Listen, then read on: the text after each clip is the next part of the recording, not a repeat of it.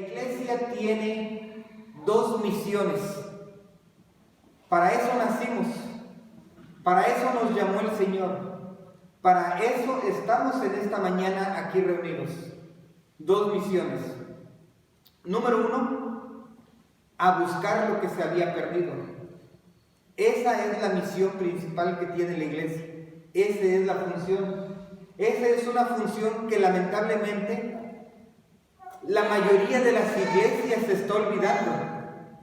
Ir a buscar lo que se ha perdido en el mundo. Esa es la misión principal por la cual usted fue salvo y fue llamado a ser parte de un cuerpo. Y la segunda misión que tiene la iglesia es la edificación del cuerpo, es el fortalecimiento del cuerpo, es el perfeccionamiento o el camino que nos lleva a la santidad del cuerpo. Y aquí venimos a este lugar como un campo de entrenamiento, recibimos un conocimiento, este conocimiento lo llevamos de inmediato a la práctica, al campo de batalla que es el mundo, y experimentamos lo que son las verdaderas victorias en Cristo Jesús.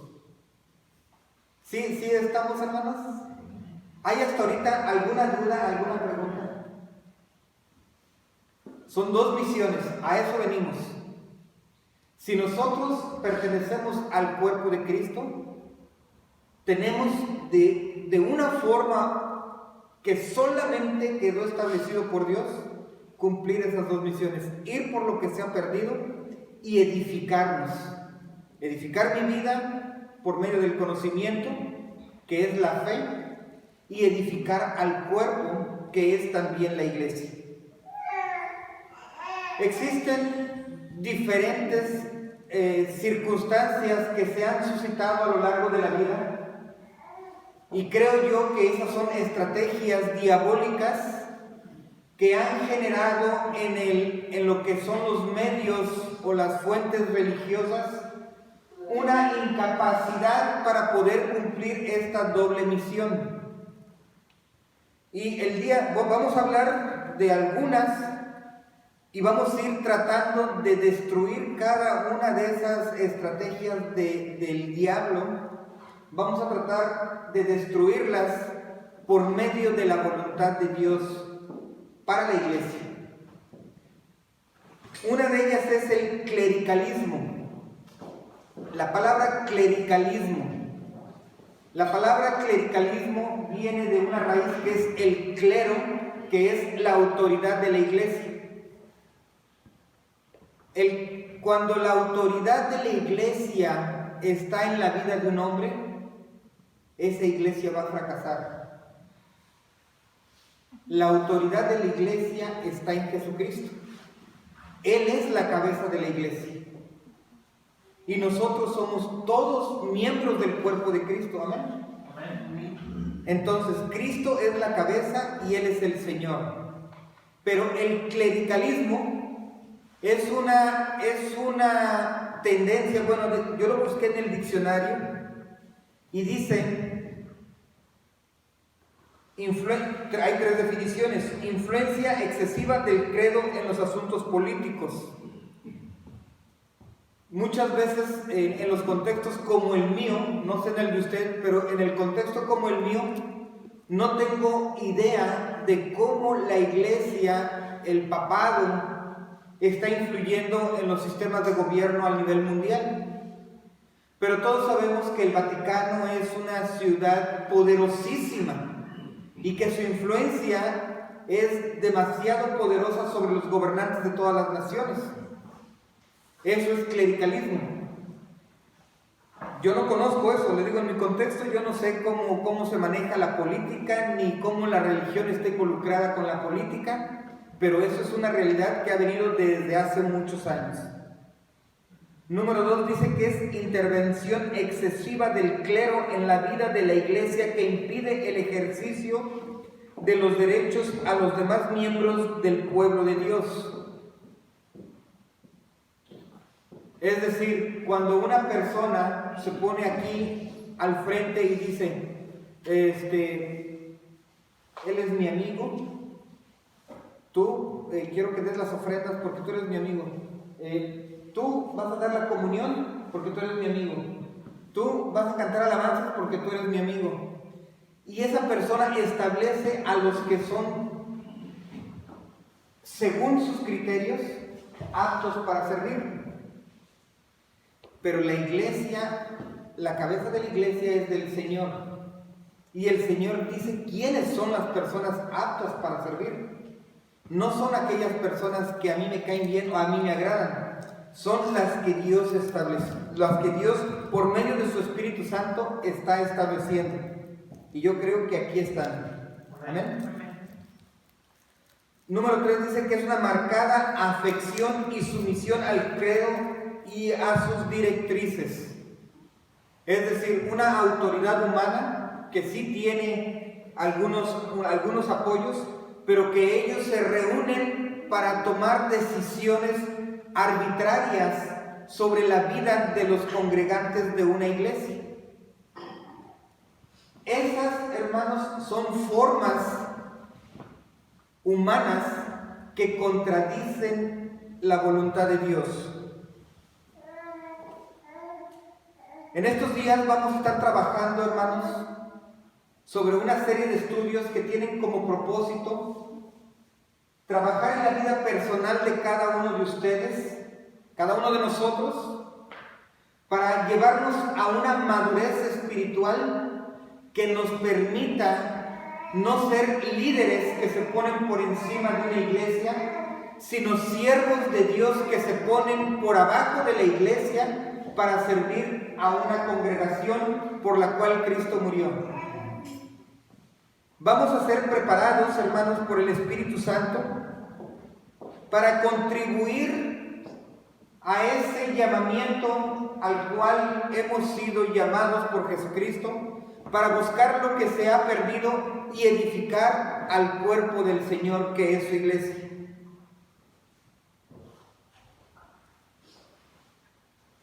Aproximadamente se considera que entre 2,5 millones a 3 millones de israelitas salieron del pueblo de Egipto, guiados por Moisés, el libertador, cuyo propósito era establecer en el corazón de la población la voluntad de Dios. El propósito de Moisés era establecer en el pueblo de Dios la voluntad que Dios tenía para ellos y llevarlos a un lugar estable en donde fluye leche y miel, en donde ellos iban a ser bendecidos. Sin embargo, en Moisés podemos ver graves deficiencias que su liderazgo presentaban la incapacidad para que los propósitos o los planes buenos de Dios para el pueblo se pudieran desarrollar. Es algo así como el clericalismo, que vemos en una etapa de la vida de Moisés. En Éxodo capítulo 18 del 13 al 22 dice: aconteció que el día siguiente se sentó Moisés a juzgar al pueblo, y el pueblo estuvo delante de Moisés desde la mañana hasta la noche.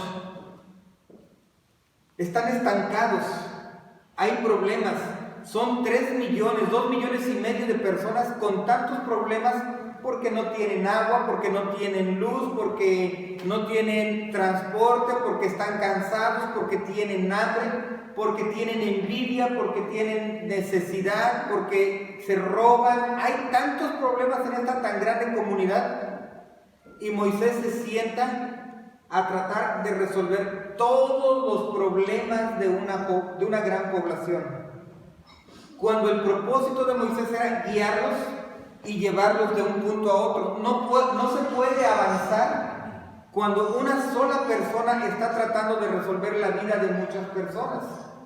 Ahora, una persona que está en problemas tampoco puede avanzar, necesita resolver sus problemas para poder pasar al siguiente nivel. Entonces, dice, viendo el suegro de Moisés todo lo que él hacía con el pueblo, dijo: ¿qué es esto que haces tú con el pueblo? ¿Por qué te sientas tú solo y todo tu pueblo está delante de ti desde la mañana hasta la tarde? La verdad, hermanos, yo no tengo ninguna autoridad para criticar la vida de Moisés de ninguna manera, porque en realidad muchas veces yo no puedo resolver los problemas de mi familia tan pequeña que es.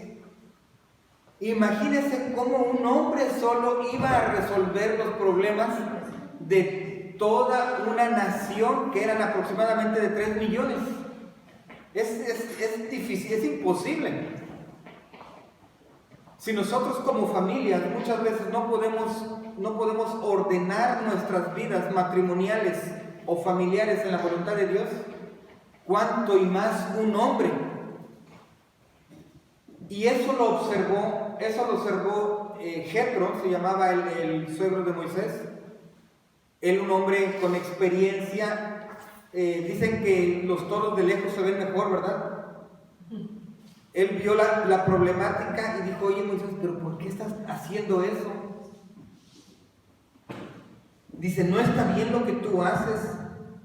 ¿Cuáles son las consecuencias de lo que tú haces? Dice: desfalleceréis del todo tú y también este pueblo que está contigo, porque el trabajo es demasiado pesado para ti.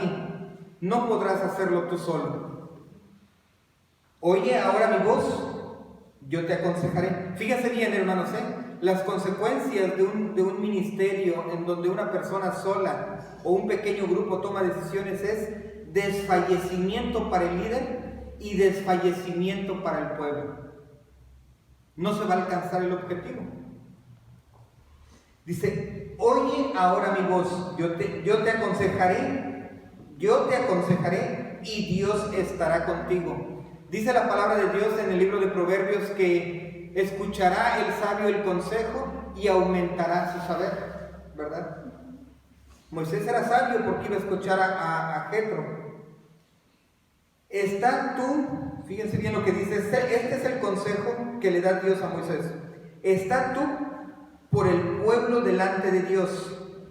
Ok, Dios está al frente, yo estoy aquí y el pueblo está acá. Dios habla a Moisés, Moisés recibe la palabra de Dios y la transmite al pueblo. Así ha dicho Jehová. Esta es la dirección que tenemos que seguir. Estos son los pasos que debemos de dar. Estas son las circunstancias que estamos viviendo y he aquí las instrucciones para seguir adelante. Está tú por el pueblo delante de Dios y sométete tú los asuntos a Dios. Es decir, Señor, tu pueblo está padeciendo. En tu pueblo hay frialdad, en tu pueblo hay idolatría, en tu pueblo hay escasez, en tu pueblo hay hambre. Y entonces Moisés, como un sacerdote de Dios, presenta las oraciones delante de Dios y Dios escucha las oraciones del sacerdote y provee la bendición para el pueblo. Amén. Dice: y somete tú los asuntos a Dios y enseña. Aquí puse la palabra enseña con mayúsculas, porque esto es algo muy importante, hermanos. Enseña a ellos las ordenanzas y leyes y muéstrales el camino por donde deben andar y lo que han de hacer. Es una metodología de enseñanza muy, muy bien definida. Esto es lo que Dios quiere. Es una ley y se tiene que hacer. Esta es la forma de hacerlo. Muéstrales el camino. Así es como se hace. Y el camino se muestra como Jesús nos lo mostró, con toda autoridad moral y buen ejemplo. Todas las cosas, toda la autoridad le pertenecía a Jesús porque Él enseñaba como quien hacía todo lo que enseñaba.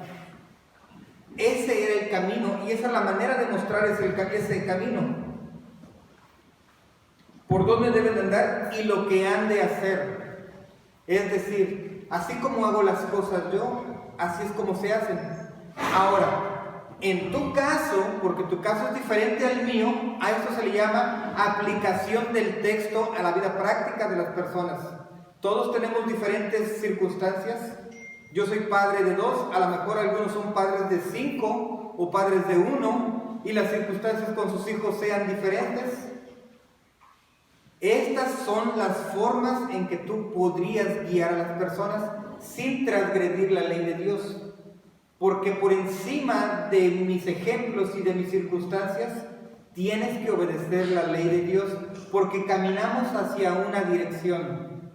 Y si tú no caminas en esta dirección, vas a hacer que todos nos estanquemos. Pero si tú caminas en esa dirección, tu impulso, que es tocado o promovido por Dios, es tan fuerte que tu testimonio va a arrastrar a más.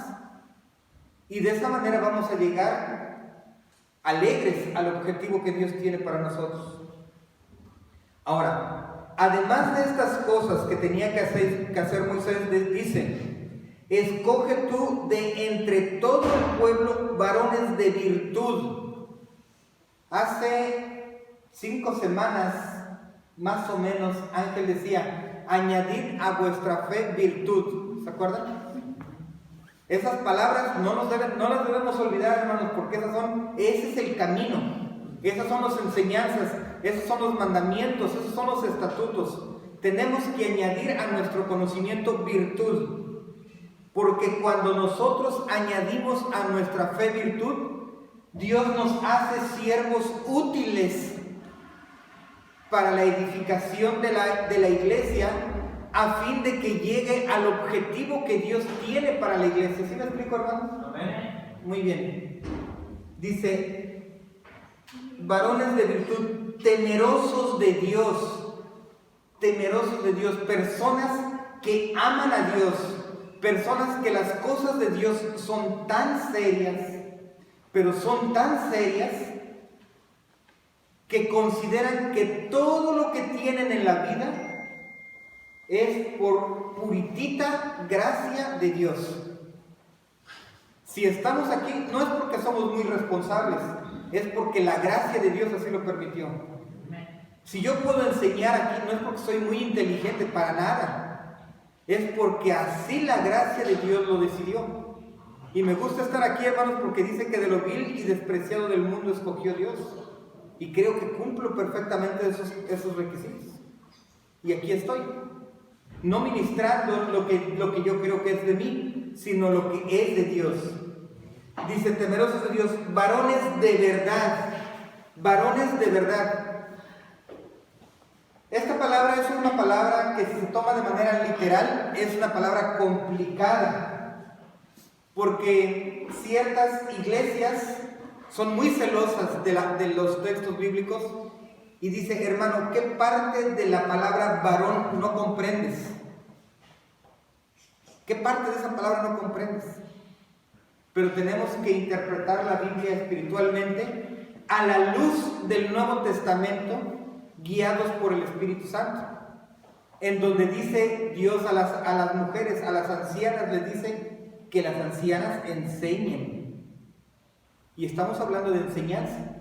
Y las ancianas no son las que están viejecitas, son aquellas que tienen sabiduría, son aquellas que tienen experiencia, que tienen virtud y temor de Dios.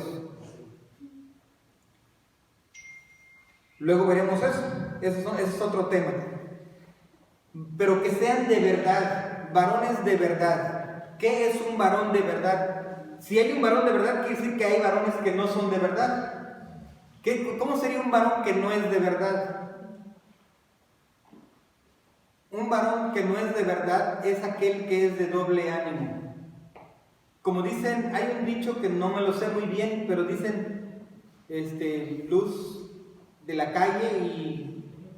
Jardín de la calle, Candil de la calle y oscuridad de la casa. O sea, hay personas que aquí en la iglesia somos hermosos, y el hermano, ¿verdad? Oye, pero métete un ratito allá en su familia.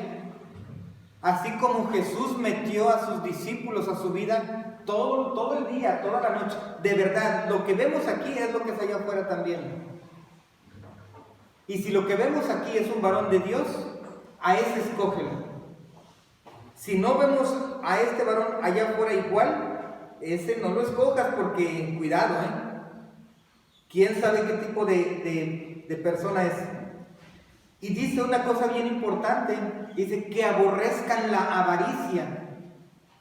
Que aborrezcan la avaricia porque, mis amados hermanos, está establecido para los sacerdotes de Dios que sirvan a los obreros que trabajan. No a cualquier obrero, al obrero que trabaja, así como al buey que trilla, es decir, no cualquier buey, sino el buey que trilla, que no se le ponga bozal, es decir, que no se le incapacite de comer del fruto de su trabajo. ¿Por qué? Porque es digno. Si está trabajando de esa tierra, el buey tiene derecho de participar de esa tierra porque esa es la voluntad de Dios. Y muchos hombres que no son de verdad saben esto y motivados por una avaricia dicen, bueno, creo que la iglesia puede ser un buen negocio, ¿verdad? ¿Y qué pasa? Vienen los hermanitos bien necesitados. Y aquí los dejamos más necesitados aún, ¿verdad? Los exprimimos, consumimos sus conciencias, les quitamos lo poco que han puesto, les prometemos perdón de parte de Dios por causa de sus dineritos. Oro por ustedes y se van felices pensando que Dios los perdonó. ¿No? Personas que piensan así no están calificadas, no son personas que puedan servir a Dios. Y Dios Jetro le dijo a Moisés, no reúnas de esos para que te ayuden. Dice, y ponlos sobre el pueblo por jefes de millares, de centenares, de 50 y de 10. Y creo que es algo así. Yo pienso que ese es el pensamiento del pastor. No me lo ha dicho así claramente, pero creo que es el pensamiento de Ángel. Reúnanse en casas. Yo creo, hermano, que tú tienes ciertas capacidades y podrías ayudar a esta familia. Y traten de crecer. Y tú creo, hermano, que tú podrías allá por allá reunir a tu familia. Y yo creo que tú podrías hacer esto. Esa es una doctrina bíblica, esa es una enseñanza que proviene de Dios. Eso es una delegación de responsabilidades. Yo puedo instruir a mi familia, esa es mi obligación. Pero yo no tengo derecho de ir y decirle, hermana Luz Alma, usted tiene que hacer esto y esto y esto. Y dice, oye, pero esto es mi casa y aquí tengo un esposo que me tiene que decir qué es lo que se hace en la casa. Aquí estoy yo que le dice a mis hijos, yo soy autoridad en mi casa.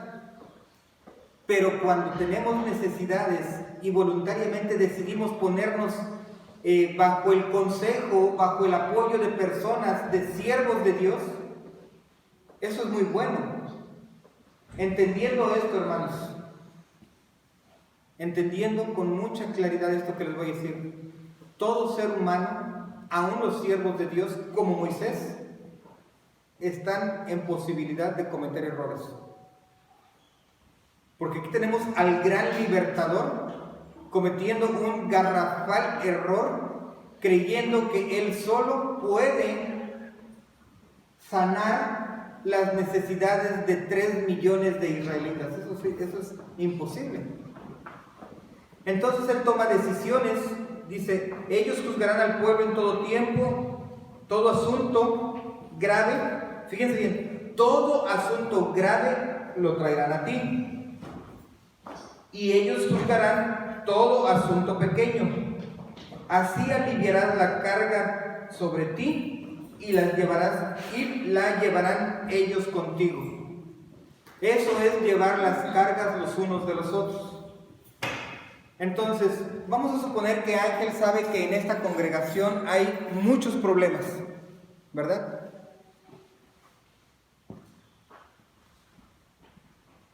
El pastor no me ha visitado, no ha resolvido mis problemas. Él no está haciendo su trabajo. Así es como piensa el hombre de pecado. Menosprecio, enfriamiento.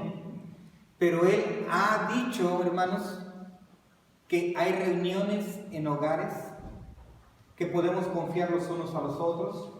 Yo me reúno con el hermano Almanza, con el hermano Fernando, con la hermana Eli. Nos reunimos ahí bien bonito y platicamos y pasamos buenos momentos y tarde o temprano nos conocemos y vemos nuestras necesidades. ¿Sabes qué? En mi vida está pasando esto. Quiero que oren por esta situación. Me parece que lo que tú tienes es algo que yo te puedo ayudar. Y vamos a hacerlo. Y lo hacemos. Pero este es un problema muy grande y no puedo. Ángel, tenemos esta situación, ¿qué hacemos? Vamos a orar. Vamos a orar. Y vamos a tratar de 2 o 3 o más estar en oración invocando el nombre de Dios y sanidad a una situación. Y así Dios está con nosotros, porque donde 2 se reúnen en su nombre, allí está Dios. Amén. Amén.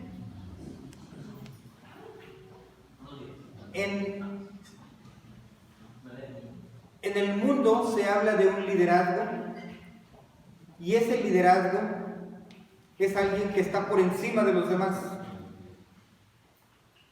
En el reino de los cielos no es así. En el reino de los cielos dice que el que quiera ser el primero entre vosotros será vuestro siervo. El que quiera ser líder, por decirlo de esta manera, esa palabra líder choca mucho en mi mente, porque nunca la veo yo en la Biblia. Siempre veo la palabra siervo. Pablo, siervo de Jesucristo, y Silvano, ¿verdad? O Timoteo. Pero nunca veo Pablo, el líder de la iglesia, no lo veo así. Lo veo siervo, alguien que sirve a los demás. Una iglesia que continúa con este sistema de gobierno clerical va a fracasar y va a hacer fracasar a todo el pueblo. Sin intenciones de ofender o de criticar o menospreciar al pueblo o al mundo, pero ¿qué pasa en una iglesia católica?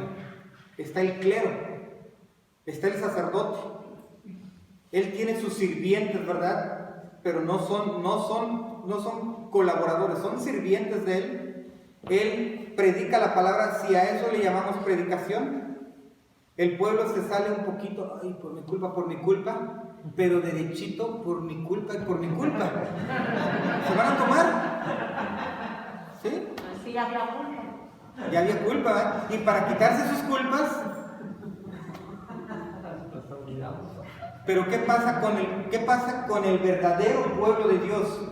Probablemente aquí se ministra la palabra de santidad, la recibimos, y probablemente alguna de las personas del cuerpo de Dios vino con esa debilidad específica y se va a salir y va a caer en el vicio. Pero va a haber una fuerza muy, muy poderosa en su ser que lo va a contristar, que le va a decir: eso que estás haciendo está mal. Y tal vez va a caer. Pero ¿qué creen, hermanos? Hay un cuerpo que conoce su condición. El pastor no está solo. Hay un cuerpo que conoce su condición. Hay un grupo de hermanos que conocen su condición, hermanos varones de verdad, que van y le van a levantar y le van a decir: vamos a orar por ti. Y siempre que te caigas te vamos a estar molestando, porque no queremos verte perder. Porque nos amamos, porque somos el cuerpo de Dios, porque esa es la delegación de amor que Dios tiene para nosotros. Voy a concluir. 2 minutos. 2 minutos. Tenemos que entender cuáles son los principios bíblicos que Dios estableció para lo que es la edificación de la iglesia.